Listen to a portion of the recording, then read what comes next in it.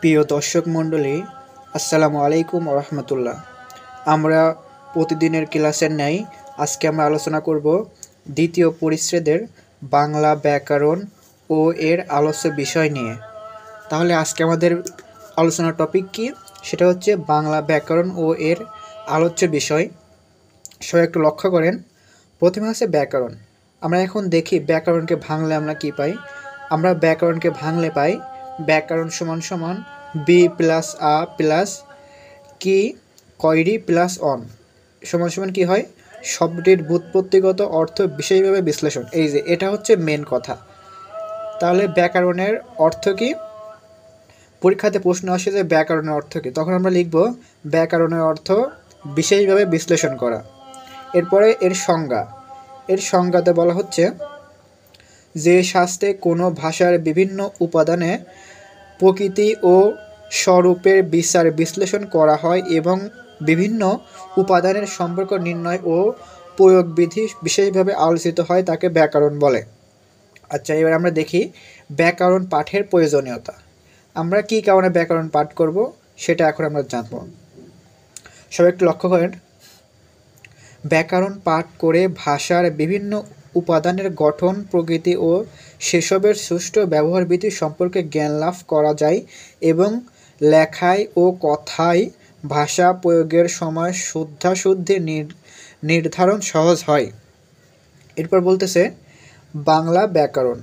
যে শাস্ত্রে বাংলা ভাষার বিভিন্ন উপাদানের গঠন, প্রকৃতি ও স্বরূপ বিশ্লেষিত হয় এবং এদের সম্পর্ক ও সুষ্ঠু প্রয়োগবিধি আলোচিত হয়, তাই বাংলা ব্যাকরণ। এরপর আমরা দেখতে পাই বাংলা ব্যাকরণের আলোচ্য বিষয়।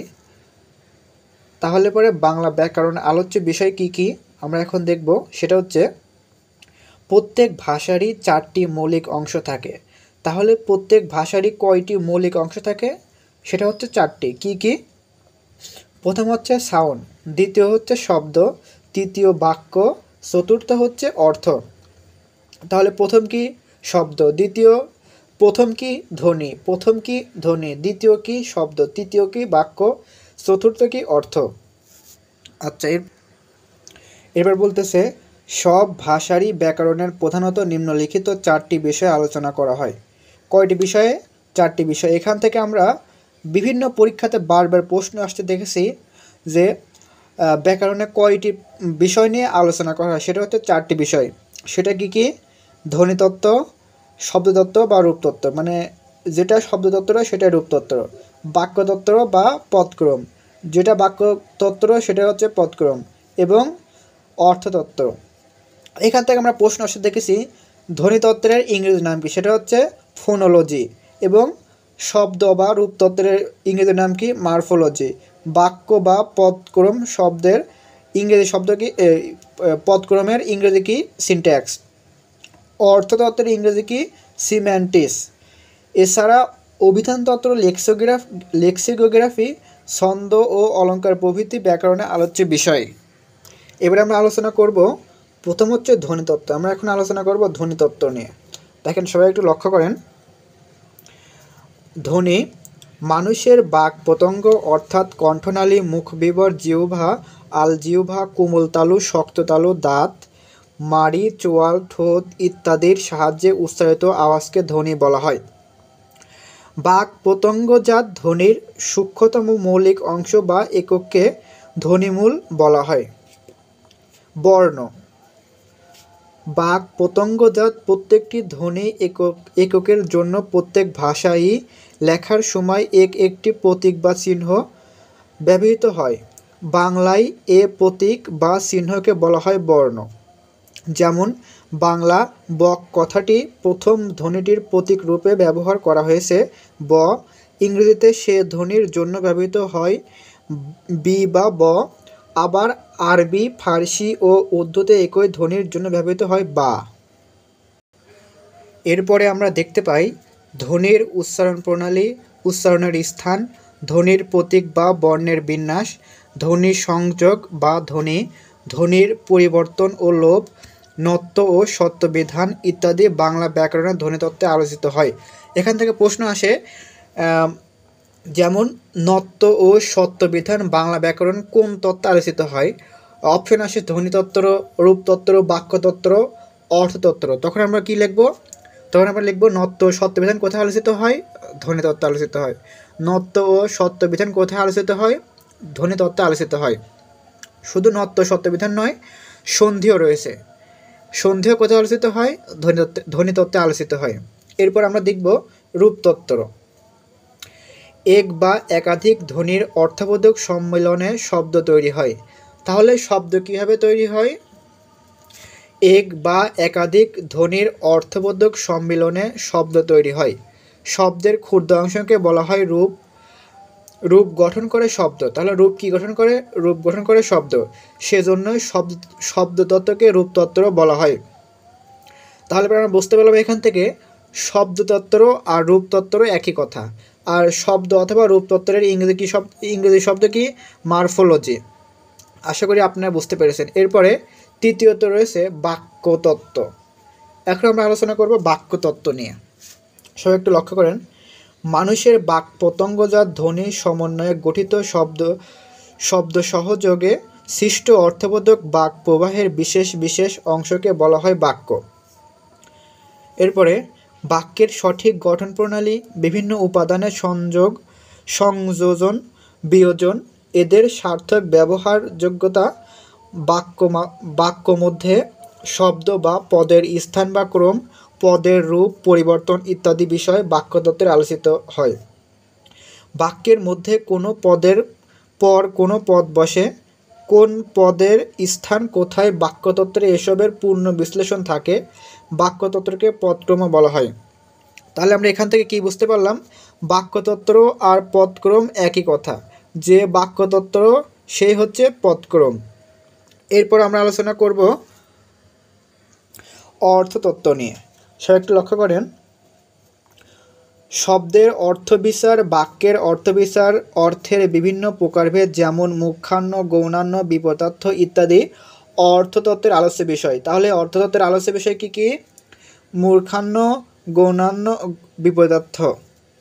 এরপরে বাংলা ব্যাকরণের আলোচনায় ব্যবহৃত কতিপয় পারিভাষিক শব্দ। বাংলা ব্যাকরণের আলোচনার জন্য পণ্ডিতেরা কতিপয় পারিভাষিক শব্দ ব্যবহার করেছেন। এ ধরনের প্রয়োজনীয় কিছু পারিভাষিক শব্দের পরিচয় নিম্নে প্রদান করা হলো। প্রাতিপদিক। বিভক্তিহীন নাম শব্দকে বলা হয় প্রাতিপদিক। এটা আমাদের যখন পরীক্ষা দিয়েছিলাম, এইচএসসি পরীক্ষা 2023 সালে, তখন এই প্রশ্নটা এসেছিল। বিভক্তিহীন নাম শব্দকে কি বলা হয়? সেটা হচ্ছে প্রাতিপদিক। এটা বিভিন্ন পরীক্ষাতে আসে যে বিভক্তিহীন নাম শব্দকে কি বলা হয়? সেটা হচ্ছে প্রাতিপদিক। যেমন হাত, বই, কলম ইত্যাদি। এটা আমরা 99% দিচ্ছি পরীক্ষাতে আসার সম্ভাবনা রয়েছে, যে কোনো পরীক্ষাতেই। আপনার চাকরি পরীক্ষা বলেন, অ্যাডমিশন বলেন, একাডেমি লেভেলে বলেন, যে কোনো পরীক্ষাতে এটা আসার সম্ভাবনা খুবই বেশি। আচ্ছা, এরপরে আমরা দেখব সাধিত শব্দ। মৌলিক শব্দ ব্যতীত অন্য সব শব্দকে সাধিত শব্দ বলে। তাহলে পরে সাধিত শব্দ কাকে বলে যদি প্রশ্ন আসে, তাহলে পরে আমরা লিখব মৌলিক শব্দ ব্যতীত অন্য সব শব্দকে সাধিত শব্দ বলে, যথা হাতা, গরমিল, দম্পতি ইত্যাদি। এরপরে সাধিত শব্দ দুই প্রকার। তাহলে সাধিত শব্দ কত প্রকার? সাধিত শব্দ দুই প্রকার। কি কি? নাম শব্দ ও ক্রিয়া। যদি পরীক্ষাতে প্রশ্ন আসে সাধিত শব্দ কত প্রকার, তখন আমরা লিখব নাম শব্দ ও ক্রিয়া। এরপর প্রত্যেকটি বা নাম শব্দের ও ক্রিয়ার দুটি অংশ থাকে, প্রকৃতি ও প্রত্যয়। এটাও পরীক্ষাতে অনেকবার এসেছে যে ক্রিয়ার কতটি অংশ থাকে, সেটা হচ্ছে দুটি। কি কি? প্রকৃতি আর হচ্ছে প্রত্যয়। এখন আমরা আলোচনা করব প্রকৃতি নিয়ে, যেটা অনেক কঠিন, কিন্তু আমরা অতি সহজেই এগুলো ব্যাখ্যা করব। সবাই একটু খেয়াল করেন, যে শব্দকে বা কোনো শব্দের যে অংশকে আর কোনো ক্ষুদ্রতর অংশে ভাগ করা যায় না তাকে প্রকৃতি বলে। অনেক সহজ, কিন্তু অনেকে আমরা পারি না, অনেকে আমরা ভয়েতেই এটা পড়ি না, যে অনেক কঠিন, এজন্য আমরা পড়বো না। কিন্তু এটা একদমই সহজ। আপনারা সবাই একটু খেয়াল করেন, যে শব্দকে বা কোনো শব্দের যে অংশকে আর কোনো ক্ষুদ্রতর অংশে ভাগ করা যায় না তাকে প্রকৃতি বলে। তাহলে আমরা কি বুঝতে পারলাম, যে শব্দকে আর কোনো অংশ ক্ষুদ্রতম অংশে ভাগ করা যায় না তাকে প্রকৃতি বলে। প্রকৃতি দুই প্রকার, নাম প্রকৃতি আর কি ক্রিয়া প্রকৃতি। ক্রিয়া প্রকৃতি বা ধাতু একই কথা। তাহলে আমরা কি পেলাম, প্রকৃতি দুই প্রকার, কি কি, নাম প্রকৃতি, ক্রিয়া বা ধাতু। এখন আমরা আলোচনা করব নাম প্রকৃতি নিয়ে। সব একটু খেয়াল করেন, হাতল, ফুলেল, মুখর এ শব্দগুলো বিশ্লেষণ করলে আমরা পাই হাত প্লাস ল সমান সমান হাতল, বাট, ফুল প্লাস এল ফুলেল ফুলজাত এবং মুখ প্লাস র সমান সমান মুখর অথবা বাসাল। এখানে হাত, ফুল ও মুখ শব্দগুলো বলা হয় প্রকৃতি বা মূল অংশ, এগুলো হলো নাম প্রকৃতি। তাহলে এগুলো কি, এগুলো হচ্ছে নাম প্রকৃতি। এবার আমরা আলোচনা করব ক্রিয়া প্রকৃতি নিয়ে। কী নিয়ে আলোচনা করব, ক্রিয়া প্রকৃতি। আবার, চলন্ত, জমা ও লিখিত এ শব্দগুলো বিশ্লেষণ করলে আমরা পাই চল প্লাস অন্ত সমান সমান চলন্ত, জম প্লাস আ সমান সমান জামা এবং লিখ প্লাস ইত সমান সমান লিখিত। এখানে চল, জম, লিখ এ তিনটি ক্রিয়ামূল বা ক্রিয়ার মূল অংশ, এগুলোকে বলা হয় ক্রিয়া বা ধাতু। আচ্ছা, এরপরে প্রত্যয়। এবার আলোচনা করব প্রত্যয় নিয়ে। শব্দ গঠনের উদ্দেশ্য নাম প্রকৃতি এবং ক্রিয়া প্রকৃতির পরে যে শব্দাংশ যুক্ত হয় তাকে বলা হয় প্রত্যয়। তাহলে প্রত্যয় কাকে বলা হয়, সবাই একটু লক্ষ্য করেন। শব্দ গঠনের উদ্দেশ্যে নাম প্রকৃতি এবং ক্রিয়া প্রকৃতির পরে যে শব্দাংশ যুক্ত হয় তাকে কি বলে, তাকে বলে প্রত্যয়। কয়েকটি শব্দের প্রকৃতি ও প্রত্যয় বিশ্লেষণ করে দেখানো হলো। যেমন নাম প্রকৃতি হাত, প্রত্যয় হচ্ছে ল, প্রত্যয়ান্ত শব্দ হচ্ছে হাতল। ফুলের, ফুল প্লাস এল সমান সমান ফুলেল। মুখ প্লাস র মুখর। ক্রিয়া প্রকৃতি চল, ক্রিয়া প্রকৃতির চল, প্রত্যয় হচ্ছে প্লাস অন্ত, প্রত্যয়ান্ত শব্দ হচ্ছে চলন্ত। তাহলে পরে চল প্লাস অন্ত সমান সমান চলন্ত। জম প্লাস আ সমান সমান জমা। এরপরে বাংলা শব্দ গঠনে দুই প্রকার প্রত্যয় পাওয়া যায়, তদ্ধিত প্রত্যয়, কৃত প্রত্যয়। তাহলে পরে বাংলা শব্দ গঠনে কত প্রকার প্রত্যয় পাওয়া যায়, দুই প্রকার, কি কি, তদ্ধিত প্রত্যয় আর একটা কি, কৃত প্রত্যয়। শুরুতে আমরা আলোচনা করব তদ্ধিত প্রত্যয় নিয়ে। কী নিয়ে আলোচনা করব, তদ্ধিত প্রত্যয় নিয়ে। সবাই একটু লক্ষ্য করেন, শব্দমূল বা নাম প্রকৃতির সঙ্গে যে প্রত্যয় যুক্ত হয়ে নতুন শব্দ তৈরি করা হয় তাকে বলে তদ্ধিত প্রত্যয়। তাহলে পরে তদ্ধিত প্রত্যয় কাকে বলে, শব্দমূল বা নাম প্রকৃতির সঙ্গে যে প্রত্যয় যুক্ত হয়ে নতুন শব্দ তৈরি করে তাকে বলে তদ্ধিত প্রত্যয়। যেমন আমরা দেখি হাতল, ফুলেল ও মুখর শব্দের যথাক্রমে ল, এল এবং র তদ্ধিত প্রত্যয়। এবার আমরা দেখব কৃত প্রত্যয়।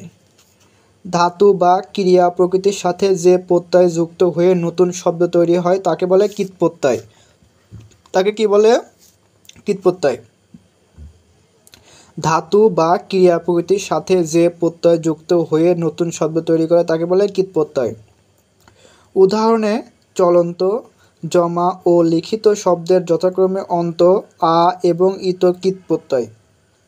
তদ্ধিত প্রত্যয় সাধিত শব্দকে বলা হয় তদ্ধিতান্ত শব্দ এবং কৃত প্রত্যয় সাধিত শব্দকে বলা হয় কৃদন্ত শব্দ। যেমন হাতল, ফুলেল ও মুখর তদ্ধিতান্ত শব্দ এবং চলন্ত, জমা ও লিখিত কৃদন্ত শব্দ। এরপর আমরা নতুন একটা টপিক নিয়ে আলোচনা করব, সেটা হচ্ছে উপসর্গ নিয়ে। সবাই একটু লক্ষ্য করেন, শব্দ বা ধাতুর পূর্বে কতিপয় সুনির্দিষ্ট অব্যয় জাতীয় শব্দাংশ যুক্ত হয়ে সাধিত শব্দের অর্থের পরিবর্তন, সম্প্রসারণ এবং সংকোচন ঘটে থাকে, এগুলোকে বলা হয় উপসর্গ। তাহলে যদি পরীক্ষা আসে উপসর্গ কাকে বলে, তখন আমরা লিখব শব্দ বা ধাতুর পূর্বে কতিপয় সুনির্দিষ্ট অব্যয় জাতীয় শব্দাংশ যুক্ত হয়ে সাধিত শব্দের অর্থের পরিবর্তন, সম্প্রসারণ ও সংকোচন করে তাকে বলে উপসর্গ। বাংলা ভাষায় ব্যবহৃত উপসর্গগুলো নিজস্ব কোনো অর্থ না থাকলেও শব্দ বা ধাতুর পূর্বে ব্যবহৃত হয়েই অর্থবাচকতা সূচিত হয়। যেমন পড়া একটি উপসর্গ, এর নিজস্ব কোনো অর্থ নেই, কিন্তু জয় শব্দের পূর্বে যুক্ত হয়ে হলো পরাজয়, এটি জয়ের বিপরীতার্থ শব্দ। সেইরূপ দর্শন অর্থ দেখা, এর আগে উপসর্গ যুক্ত হয়ে হলো প্রদর্শন অর্থাৎ সমক্ষরূপে দর্শন বা বিশেষভাবে দেখা। বাংলা ভাষায় 3 প্রকার উপসর্গ রয়েছে: সংস্কৃত, বাংলা ও বিদেশি উপসর্গ। যদি পরীক্ষাতে প্রশ্ন আসে বাংলা ভাষায় কত প্রকারের উপসর্গ রয়েছে? 3 প্রকারে। কি কি? সংস্কৃত, বাংলা ও বিদেশি। এখন আমরা আলোচনা করব সংস্কৃত উপসর্গ নিয়ে। প্র, পরা, অপ এরূপ 20টি সংস্কৃত বা তৎসম উপসর্গ রয়েছে। তারপরে সংস্কৃত উপসর্গ কতটি? 20টি। এটা বারবার পরীক্ষাতে আসে যে সংস্কৃত উপসর্গ কতটি, তখন আমরা লিখব সংস্কৃত উপসর্গ কতটি? 20টা। এরপরে তৎসম উপসর্গ তৎসম শব্দ বা ধাতুর পূর্বে ব্যবহৃত হয়। যেমন পূর্ণ একটি তৎসম শব্দ, পরি উপসর্গ যোগে ব্যবহৃত হয় পরিপূর্ণ। এরপর হচ্ছে হয়রি হর প্লাস ঘ ইং চ সমান হার, এ কিদন্ত শব্দের আগে উপসর্গ যোগ করলে কিরূপ অর্থে পরিবর্তন হলো লক্ষ্য করো। আ প্লাস হার সমান আহার, বি প্লাস হার সমান বিহার, উপ প্লাস হার সমান উপহার, পরি প্লাস হার সমান পরিহার। এরপর আমরা দেখব বাংলা উপসর্গ। অ, অনা, অঘা, অজ, আ, আব, নি ইত্যাদি অব্যয় জাতীয় শব্দাংশে ব্যবহৃত বাংলা উপসর্গ। খাঁটি বাংলা শব্দের আগে এগুলো যুক্ত হয়। যেমন অ প্লাস কাজ অকাজ, অনা প্লাস সৃষ্টি অনাসৃষ্টি। আচ্ছা, এবার আমরা আলোচনা করব। এবার আমরা দেখি বাংলা উপসর্গ। অ, অনা, অঘা, অজ, আব, আব, নি ইত্যাদি অব্যয় জাতীয় শব্দাংশ বাংলা উপসর্গ।